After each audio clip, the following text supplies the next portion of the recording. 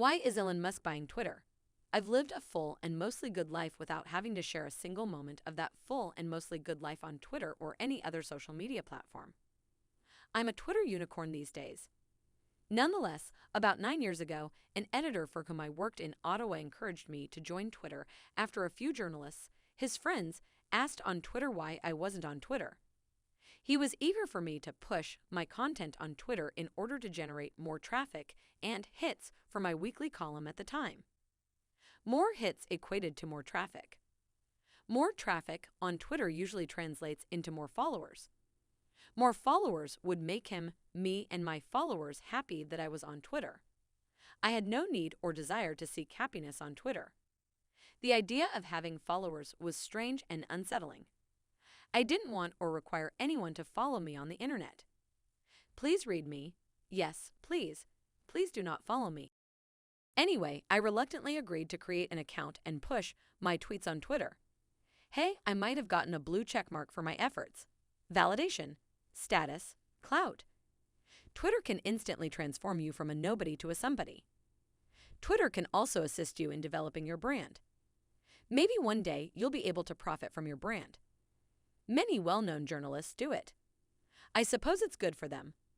With so many jobs being lost, journalists need to find other ways to make a living. I had no desire to turn myself into a brand. I thought Twitter was safe at first. I created a column. On Twitter, I pushed the column. People soon began to follow me. I gained more followers over time, some of whom wrote kind and thoughtful tweets about me in my column. Others, however, did not. I gradually became sucked into the disfiguring vortex that is Twitter. If you're on Twitter, you're probably aware of what I'm referring to. On Twitter, you can consciously or unconsciously descend into that place and state of mind. Yes, I did. It's not a cheerful place. It's a harsh, mean, and often ugly place and space where you write and do things you may or may not regret writing or doing.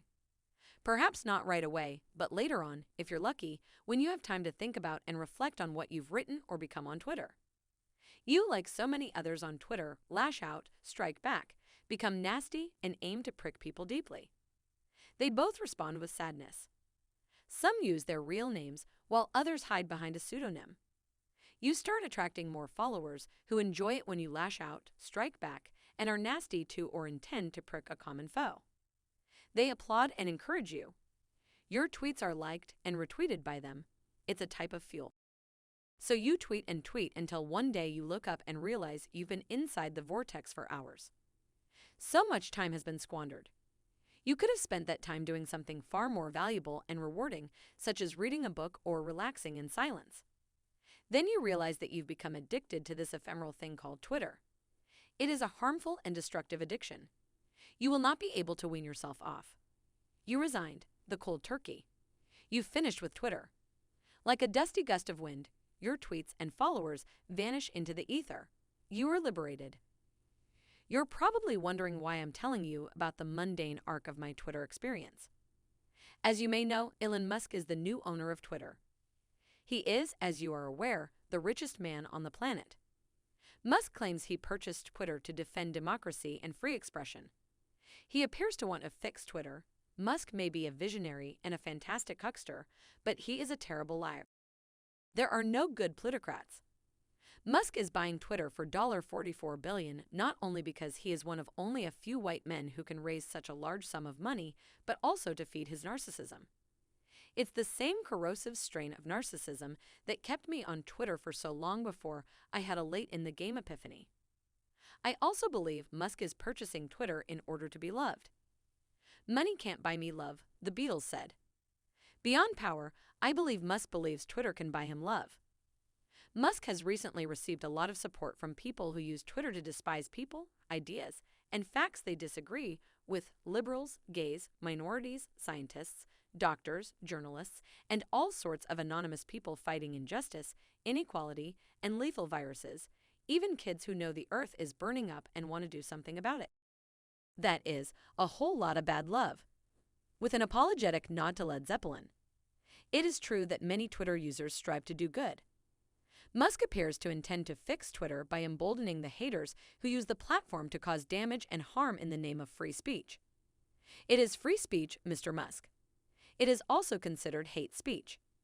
Every day, every minute, every single day, that is on Twitter. Women are reviled. Xenophobia toward immigrants, dislike for people of color.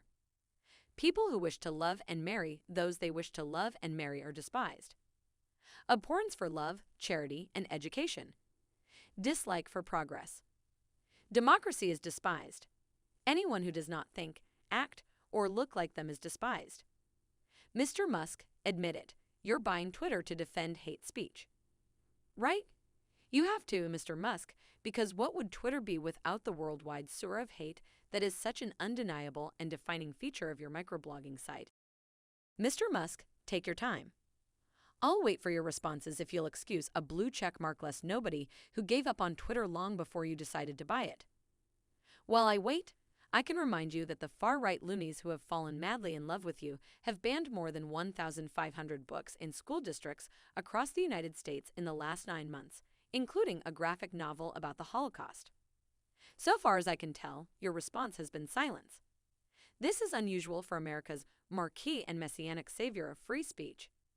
You did, however, tweet on June 4, 2020, that it was insane for Amazon to ban a slim, self-published pamphlet accusing the mainstream media of overstating the threat of a virus that had killed nearly 1 million Americans.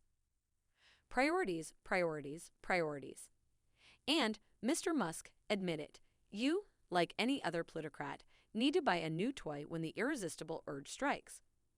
Old toys, such as your electric cars, eventually lose their luster and appeal. Even the richest man on the planet becomes bored.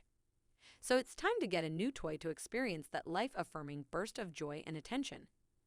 Like riding a gleaming rocket into space. Most importantly, I believe Musk is purchasing Twitter in order to make even more money. The ideology that guides plutocrats like Musk's decisions is not a defense of democracy or free speech. Please, please, please.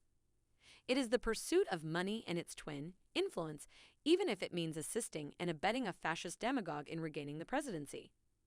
If you think laissez-faire capitalists like Musk are altruistic, you probably think America is a shining city on a hill. Musk must see a return on his massive investment. He will lose money if he does not. Plutocrats despise losing money. The way to make money on Twitter is to attract more people into the vortex I use to inhabit. Then you must keep them there, addicted. That means feeding the beast's insatiable appetite with more hatred, anger, and ignorance. Mr. Musk, just admit it. Your silly, sentimental, and obviously erroneous defense of liberty and democracy is despicable.